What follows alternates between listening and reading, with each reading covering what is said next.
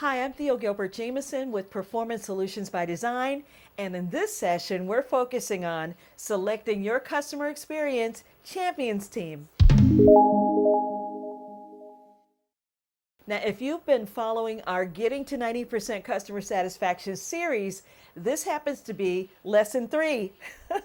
And whether you are looking for insight on how to put your team together, or you're in charge of an intact team, you've come to the right place. So before we talk about the selection criteria, let me shed a little light on the purpose of a customer experience team and what you should expect from them. One, their initial goal and role is to identify gaps in the customer experience throughout the entire organization, or maybe within a specific department or division. And when I say gaps, I mean their role is to help determine those little obstacles or barriers that are currently preventing the workforce from consistently delivering an exceptional customer experience. 2, then the team should be responsible for assisting with prioritizing, developing, and implementing interventions or supporting processes to effectively close those gaps. And 3, their purpose is to be actively involved and engaged in creating a work environment where all employees are fully engaged, motivated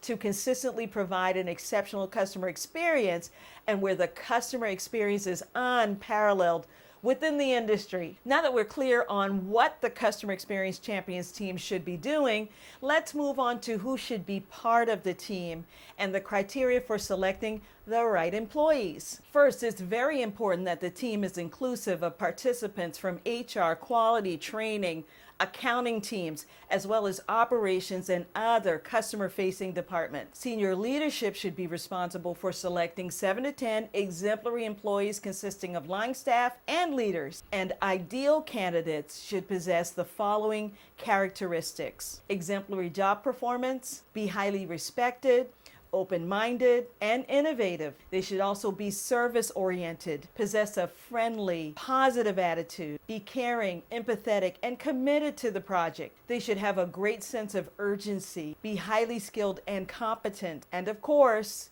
be able to initially dedicate at least 8 hours a month to the project. And within the first 90 days of bringing the group together, they are instrumental in developing, revising, or customizing supporting processes like the standards of excellence, service recovery and empowerment training, telephone and communication etiquette standard, professional presence standard, employee recognition, the team huddle process, and anything else they deem necessary to help the organization achieve and sustain 90% or higher customer satisfaction. Now I'd like to briefly outline what should be happening in the initial meeting. I typically recommend a 1.5 to 2 day session to 1, educate the team concerning the 6 principles of service excellence so they have the proper skills, knowledge, and insight to effectively identify and close service gaps. 2, assess organizational gaps, strengths, and weaknesses that are inhibiting the achievement of consistently exceptional service. 3, determine supporting processes needed to close identified gaps in the customer experience. 4,